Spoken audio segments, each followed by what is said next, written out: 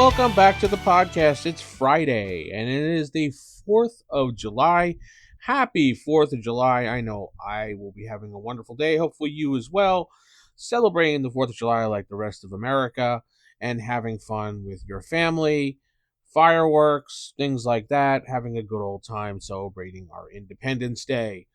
Anyway, ask the DM at theevildm.com, and theevildm.com is my website. Patreon.com/theevildm is where you can support me.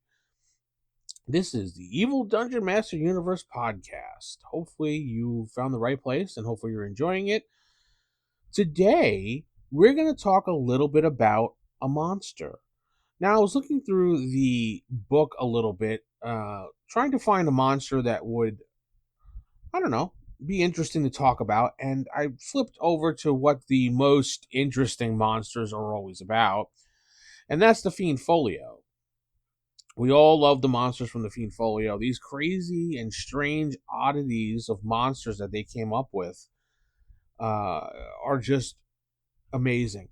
So I jumped over to the Nilbog. Now, the Nilbogs are not what you think, and the name sounds dumb, and there's actually no picture for it in the book.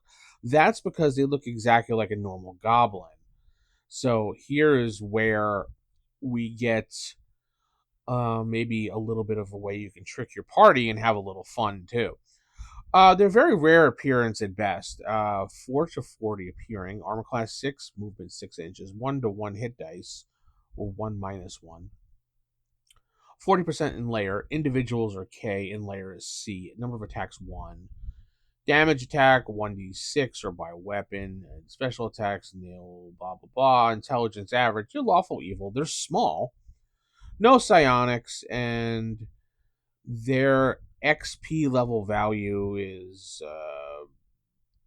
3/53 per hit point. Plus 1 per hit point, exactly. So you get a little bit more because, wow, this creature is... I completely forgot about this creature. It suffers from a curious spatio-temporal reversal. It remains a mystery why these goblins are susceptible to this strange disorder. Nimbogism is the name the order giving to the disorder. Appears to occur when overly heavy use of magic strains the fabric of space-time continuum and leads to some very strange localized events. The coincidence of conditions which lead to nimbogism is extremely rare and is only imperfectly understood. Although the creature itself does not in any sense transmit this disorder to those around it, some of the effects are transmitted. Many and varied accounts have been received about the nature of the space-time disturbances which take place in the presence of Nilbogs. Only one factor appears to be in common. Adventurers will have no control over their own actions and will generally pursue courses of actions contrary to their normal intent. For example, they may feel an overwhelming compulsion to load all their treasure into an empty treasure chest in the Nilbog lair and leave empty-handed. There are no saving throws against those effects, nor is there any known defense, though a powerful spell such as a wish will, if properly used, have a good chance of rendering the local immunity against these effects. Wow. A good chance. A wish spell has a good chance. Let's see. Another curious feature about the Nilbog power is that the creature gains hit points when struck, the additional being equal to the intended damage roll. So whatever your roll is, that's how many hit points they get into addition to what they automatically have. It can only lose hit points by such means as casting cure wounds spells on itself, forcibly feeding it healing potions, and so on. For obvious reasons, encounters with these strange creatures are dreaded, and as a result, normal goblins tend to be treated with extreme caution lest they turn out to be Nilbogs. There appears to be no way to distinguishing between the two apart from the use of such spells as commune or trial and error. So these creatures, So far, no one has really encountered these creatures according to this, or there's no other creatures that have this disease or weirdness going on about them. So you have to actually like cure wounds on them to actually attack them or feed them healing potions to actually, get them to die, which is why their XP value is 53 plus per hit point extra. So by the time you figure out what's going on, you're adding actual hit point. You're adding actual XP value to them. So a couple ways thought about using them in your campaign. The deeper the players go, the stranger things get until they meet a group of goblins who are thriving. Every blow they take sort of heals them. Every spell goes haywire, and the goblins seem more confused than the party. A Nilbog is in their ranks, and it's warping reality all around it. Players must figure out what's causing the inversion before they start healing enemies and hurting allies. Well, you can do that there. Maybe hidden inside the crowd of goblins and making everything screwed up. A small village has been cursed with this strange behavior. The mayor is hiding from his guards. The children are keeping their parents in bed, and laws are being enforced in reverse. A Nilbog wandered in weeks ago and was mistaken for a goblin pet. It's hiding in plain sight, possibly even helping out, or thinks it is. Can the players identify and remove it without causing chaos? There's a little hook for you. A notorious goblin criminal has a price on his head, but every time adventurers kill him, and in quotes, kill him, he gets stronger. The Nilbog has figured out how to exploit adventurers for healing. He lures them in, takes a hit, and escapes healthier. The party might be hired to track him down, only to discover he wants to be hit. Now what do? I could see this one actually as I was writing it. This one could be really a good one because you go to track this goblin down and you hit him and he's like, ow, oh, that hurts. And then suddenly he falls and you think you killed him, and really you just healed him up and gave him extra hit points.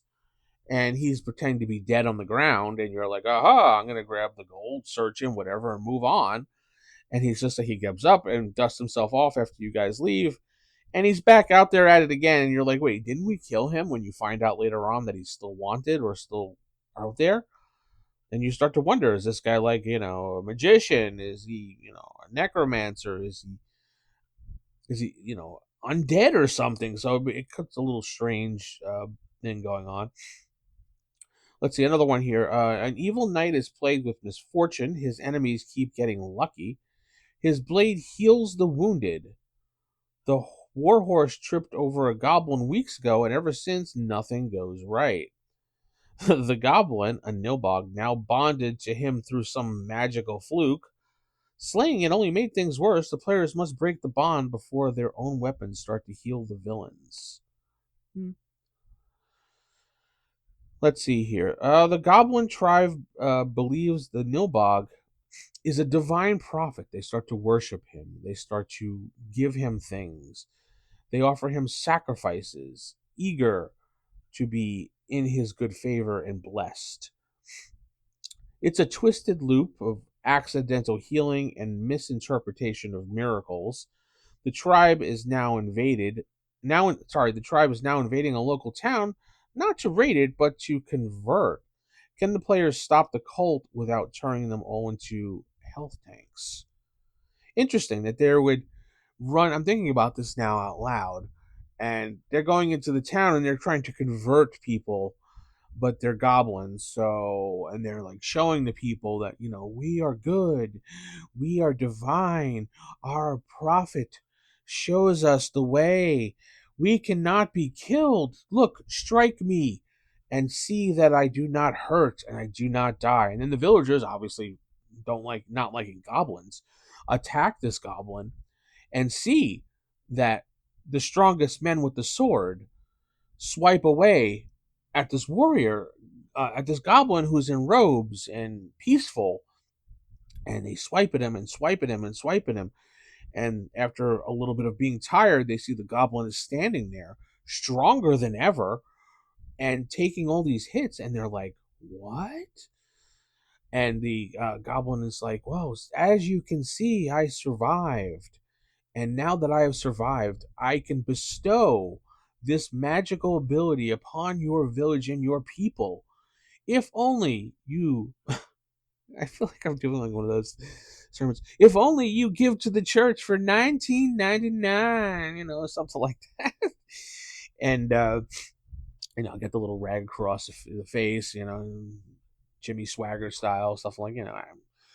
He passed away recently, so that's what kind of why this thing came into my mind. But yeah, I can see, and for $29.99 of gold, you too can receive miracle water, which can heal.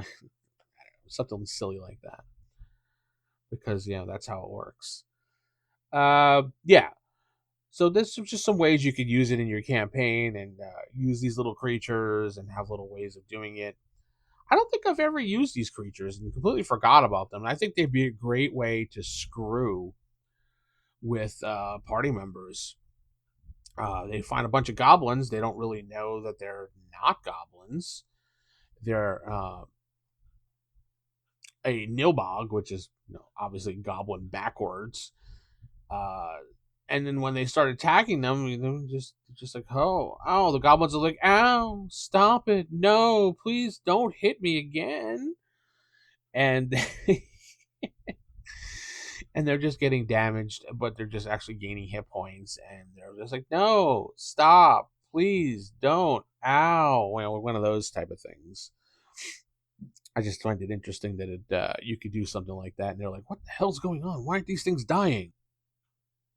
There's just a bunch of ways you could really use it. The Nilbog, hit me again, it feels great. That's going to be the title of this podcast. Nilbog, hit me again, it feels great.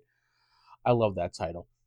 Tell me what you think in the comments below of this creature. Have you used the Nilbog in your campaigns? And how did your party react to it? I'm interested to hear about that. Definitely in the comments. Don't forget to check out the YouTube channel. We usually have polls on the community tab on the channel. So you just go right to the channel and go to the community for the channel. And if you follow the channel on YouTube, you'll see them pop up eventually. But we put up polls every couple of days just to see what people think about gaming topics. And we always like to see what you vote for and comment on. So we usually go over it on the live stream as well on Wednesdays and talk about everything.